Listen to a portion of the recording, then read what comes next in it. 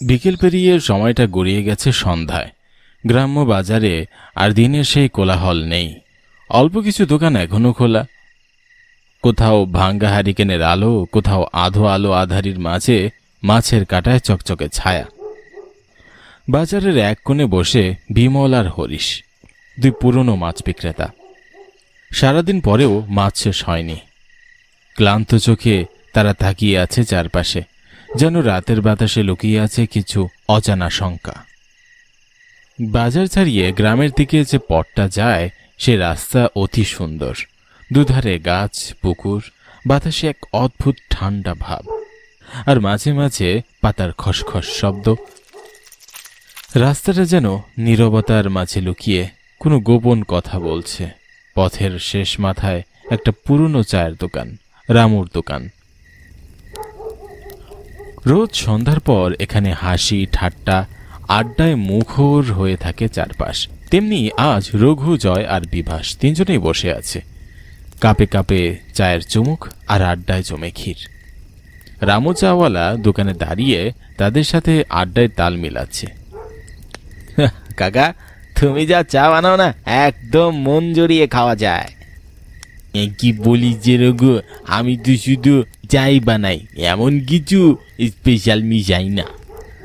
না গো কাকা, তোমার হাতে জাদু আছে, তাই অন্যদের থেকে আলাদা মনে হয় তোমার চা। এই যে কাকা, তোমার হাতে চা আর এই সন্ধ্যায় সবাই একসাথে বসে আড্ডা, এটা না হলে যেন ঘুমই হয় না। তা কি ব্যাপার, আজ আড্ডা দিতে যে সঞ্জয় এলো না? গ্রামের নিস্তব্ধতা রাস্তা ধরে ধীরে ধীরে হেঁটে আসে সঞ্জয়, আর থেমে দাঁড়ায় রামু কাকার চায়ের দোকানের সামনে, যেখানে আগে থেকেই বেঞ্চে বসে আছে রঘু, বিভাস আর জয়। তিনজনকেই চুপচাপ দেখে কৌতূহল। আরে বিভাস, ওই দেখ সঞ্জয় চলে এসেছে। এখানে তুই আছিস? আড্ডা সেই কখন থেকে শুরু হয়ে গেছে। আর বলিস না রে, বাবার শরীর খুব একটা ভালো নয়, বাসায় বাজার নেই, আমাকে বাজারে যেতে হবে রে। তোরা কেউ যাবি? আচ্ছা চল, আমারও বাজারে যাওয়া লাগতো, একটা বড় দেখে মাছ কেনা নেব। চল তবে। নে বিভাস, জয়, তোরা আড্ডা দে, আমরা আসছি। রঘু আর সঞ্জয় গ্রামের ফাঁকা পথ ধরে হাঁটতে হাঁটতে বাজারে পৌঁছে যায়। সেখানে পাশাপাশি বসে আছে মাছ বিক্রেতা বিমল আর হরিশ। তাদের সামনে সাজানো নানা রকম টাটকা মাছ। এই কি রঘু বাবু, এই টাটকা মাছ আছে আমার কাছে। বিমল মাছওয়ালা রঘুকে ডাকে, কিন্তু রঘু কোনো উত্তর না দিয়ে নিশ্চুপভাবে পাশের হরিশ কাকার মাছের দোকানে এগিয়ে চলে, যেন কিছু একটা তার মধ্যে গোপনে ঘুরছে। কিরে, বিমল কাকা ডাকলো, তুই কোনো উত্তর দিলি না? আরে ওই বেটা বলে টাটকা মাছ, কিন্তু একদম নয়, যত সব পচা মাছ বিক্রি করে। কি ব্যাপার, তোরা আজ এই সময় মাছ নিবি? হ্যাঁ গো কাকা, দাও দেখি একটা মাছ দাও। হরিশ চুপচাপ তার কাছ থেকে মাছ নেয়, আর পাশের দোকানে থাকা বিমল তাকিয়ে দেখে, চোখে হিংসার জ্বলন্ত আলো। মনে মনে ভাবতে লাগে, সাদার কি কপাল, আজও হরিশের সব মাছ বিক্রি হয়ে গেল, আর আমার মাছ কেউ নিতেই চায় না। রঘু আর সঞ্জয় মাছ কিনে চুপচাপ বাজার ছাড়িয়ে হাঁটতে থাকে, যেন হরিশের দোকান থেকেই তারা পেয়েছে যা খুঁজছিল, আর বিমলের দিকে একবারও ফিরে তাকায় না। কি গো হরিশ দা, এ যে বৃষ্টি শুরু হয়ে গেল, রাত ভালো এসেছে, তোমার প্রায় সব মাছ শেষ, তা বাড়ি যাবে না? হ্যাঁ গো দাদা, এই তো বৃষ্টিতে আর তো থাকা যাবে না, তা তুমি যাবে আমার সাথে? হ্যাঁ, তুমি তো ওই মুদি দোকানের রমেশের সাথেই যাও। হরিশ দা, দেখছো না বৃষ্টি নামছে, আজ একসাথেই যাই, চলো, অত প্রশ্ন করো না তো, চলো তাড়াতাড়ি চলো। বিমল দাদা, পুরোই তো ভিজে গেলাম, চলো তাড়াতাড়ি চলো, রাত হয়েছে, রাতে জঙ্গলের রাস্তা খুব একটা ভালো নয়। আর অত কিসের ভয়, কিচ্ছু হবে না। জঙ্গলের শেষে রয়েছে একটা পুরনো বাড়ি। ইটের দেওয়াল জুড়ে শ্যাওলা, আর দোতলার বারান্দা থেকে ঝুলতে থাকা শুকনো গাছের ডাল, যেন কারো হাত বাড়িয়ে আছে কারো দিকে। বাড়ির ভিতরের মেঝেতে মোমবাতির আলোয় বসে আছে নকুল, বাঁধন, গদাধর কাকা আর পিয়াস। চুপচাপ তাসের খেলায় ডুবে আছে তারা। চারপাশে নিস্তব্ধতা, শুধু মোমের শিখা তুলছে, আর দেওয়ালে পড়া ছায়াগুলো কেমন যেন নড়াচড়া করছে। হঠাৎই নিঃশব্দ ঘরে কাপড় ধরিয়ে দরজায় ভেসে আসে ঠকঠক করে দুটো ভারী আওয়াজ। মোমবাতির আলো যেন কেঁপে ওঠে। তাদের মাঝে গদাধর বলে ওঠে, এই নকুল, কে এই সময় এলো রে? দেখ দুগিয়ে। চলো নকুল, আমিও তোর সাথে যাই। নকুল আর বাঁধন ধীরে ধীরে দরজার কাছে এগিয়ে যায়।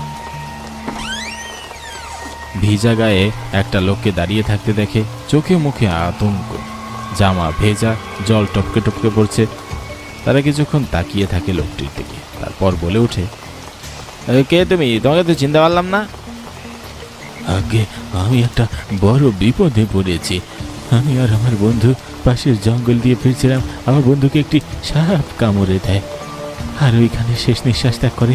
আমি সাহায্য জন্য খুঁজতে খুঁজতে এখানে আসি। দয়া করে আমাকে সাহায্য করুন। কি বলছো? গিয়ে তোমার বন্ধু এবার মারা গেল শুনে খুব কষ্ট লাগছে। আচ্ছা, আমরা তোমাকে সাহায্য করব। আরে কাকা, কি বলছো? অজানা একটা লোক এখানে এসে কি বলছে না বলছে, তুমি ওকে সাহায্য করতে চাইছো? আরে দেখছিস না লোকটা কিভাবে ঘাবড়াচ্ছে? ও মনে হয় সত্যি বলছে। চল সাহায্য করি। অনেক ধন্যবাদ আমার কথা বিশ্বাস করার জন্য। আচ্ছা চলো, কোথায় তোমার বন্ধু লাশ পড়ে আছে দেখি। লোকটির কথায় বিশ্বাস করে গদাধর কাকা, বাঁধন, নকুল আর পিয়াস একটু দ্বিধা থাকলেও সবার সঙ্গে গ্রামের রাস্তা দিয়ে হাঁটতে লাগলো। তারা সব কিছু পাড়ি দিয়ে এগিয়ে গেল জঙ্গলের দিকে। নির্জন জঙ্গলের মুখে এসে দাঁড়ায় পিয়াস আর সকলেই, আর অচেনা লোকটাও। চারিদিকে ঘন অন্ধকার, মাঝে মাঝে ঝিঝি পোকার ডাক। হঠাৎ তাদের চোখে পড়ে জঙ্গলের ভেতর থেকে ভেজা মাটিতে দাঁড়িয়ে আছে এক মাছওয়ালা, বিমল। হাতে কোদাল, সে ধীরে ধীরে মাটি খুঁড়ছে, আর তার পাশে পড়ে আছে হরিশ, মাছওয়ালার দেহ।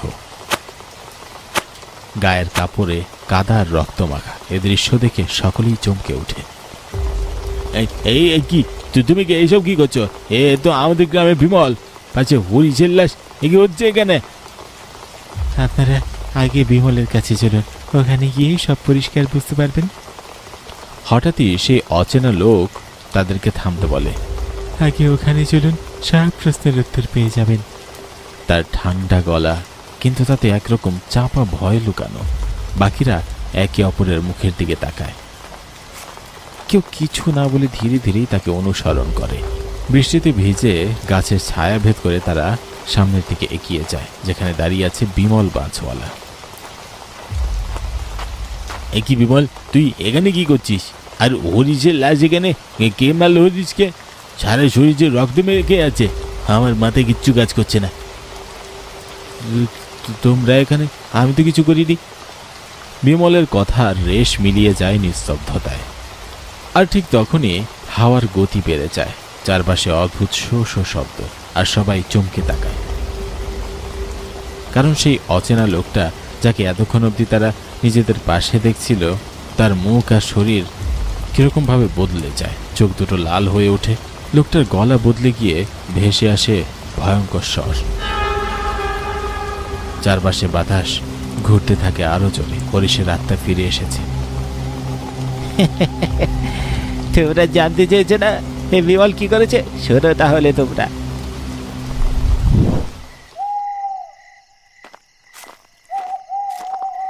জঙ্গলের রাস্তা, অন্ধকার রাত, আর সারা রাস্তা জুড়ে এক ভয়ানক নিস্তব্ধতা। বাতাস আর গাছের পাতা দিয়ে বয়ে পড়ছে ফোঁটা ফোঁটা বৃষ্টির জল। দুজনেই হাঁটছে, কিন্তু বিমলের চোখে কোনো এক অদ্ভুত দৃষ্টির ছাপ। চলতে চলতে সে হঠাৎ থেমে যায়। কি বিমল দা, হঠাৎ থেমে গেলে কেন? থেমে গেলাম কেন? তোকে চিরকালের জন্য থামিয়ে দেবো বলে? এ কি বলছো তুমি? তোর জন্য বাজার কেউ মাছ বিক্রি করতে পারে না, আর দিন শেষে আমাদের হতাশ হয়ে বাড়ি ফিরতে হয়। তুমি এমন করতে পারো না তো, তোমার মাথা ঠিক নেই। শান্ত হও বিমলদা। না বিমলদা, আমাকে মেরো না। আমি কখনো চাইনি তোমার মাছ বিক্রি না হোক। আমি তো কিছুই করিনি। বিমল তখনও তার দিকে ঝাঁপিয়ে পড়ে। মুখের অভিব্যক্তি যেন পাথরের মতো কঠিন। হরিশ তাকে থামানোর জন্য আবারও পাঁজরে হাত দিয়ে কাপা কাপা গলায় বলে, দাদা তুমি আমাকে মেরো না, আমি তো তোমার কোনো ক্ষতি করিনি। বিমল এক পলক চোখ তুলে তার দিকে তাকায়। চোখে তখন এক অদ্ভুত শূন্যতা, যেন সে আর কিছুই অনুভব করছে না। সে হরিশকে তার রাস্তা থেকে সরাবেই। মুহূর্তেই হরিশের পেটে সে ছুরি মারে, তাকে মেরে ফেলে, আর মাটিতে পড়ে যায় হরিশ। আর এইভাবে সে আমাকে ছুরি দিয়ে মেরে ফেলে, শুধুমাত্র বাজারে আমার মাছি বিক্রি হতো তাই জন্য। এই আক্রোশে বিমল আমাকে মেরে ফেলে। আমি কিভাবে মরে গেছি সেটা কেউ জানতো না, আর আমার লাশ এই জঙ্গলে নিথরভাবে পড়ে থাকতো। আমি চাই তোমরা গ্রামের সবাইকে এই সত্যিটা জানাও আর আমার শেষ সংস্কার করো। সবাই হতভম্ব হয়ে দাঁড়িয়ে আছে। এ যেন এক ভয়ানক দুঃস্বপ্ন। তারা ঘাবড়ে গিয়ে মাটির দিকে তাকিয়ে থাকে, চোখে আতঙ্ক আর ধ্বংসের ছায়া। এমন এক অবস্থায় কেউ কিচ্ছু বলতে পারে না, শুধু নিস্তব্ধতার আওয়াজ শুনতে পাওয়া যায় চারপাশে। আমাকে মাফ করে দাও হরিদা, আমি আক্রোশে এইসব করেছি, আমার ভুল হয়ে গেছে। মাফ করে দেবো? হ্যাঁ, তোকে মেরে তারপর আমি শান্ত হব। গদাধর দাদা, তুমি আমাকে বাঁচাও, বাঁচাও। তুমি তোমার কর্মের ফল পাবেই, আর তোমার কর্মের ফল ভগবান হরিশের হাতেই লিখে রেখেছে। চারপাশে হঠাৎ নিস্তব্ধতা নেমে আসে, বাতাস থেমে যায়, যেন প্রকৃতিও থমকে গেছে আসন্ন কোনো বিভীষিকার সামনে। আর ঠিক সেই মুহূর্তে হরিশের আত্মার চোখে আগুন আর মুখে প্রতিশোধের বিভীষিকা নিয়ে ধীরে ধীরে সামনে এগিয়ে আসে। বিমল পেছাতে যায়, কিন্তু তার পা যেন জমে গেছে, মুখ দিয়ে শুধু অস্পষ্ট আর্তনাদ। বেরো না, বেরো না। তোরা আমার সত্যিটাকে সবাই জানিয়ে দিও, আর আমার সংস্কারটাও করে দিও। এখন আবার যাবার পালা। গদাধর কাকা, পিয়াস, বাঁধন, নকুল দাঁড়িয়ে আছে স্তব্ধ হয়ে। কেউ কোনো শব্দ করছে না, কারো কোনো প্রশ্ন নেই, তারা হতবাক। হঠাৎ করে চারপাশে হালকা ধোঁয়া ভেসে আসে, বাতাস ভারী হয়ে আসে। সেই ধোঁয়ার মাঝেই নিঃশব্দে অদৃশ্য হয়ে যায় হরিশের আত্মা। রয়ে যায় শুধু এক রহস্যময় শূন্যতা আর এক নির্মম সত্য। প্রতিশোধ শেষ, কিন্তু ভয় ঠিকই থেকে যায় বাতাসের মধ্যে।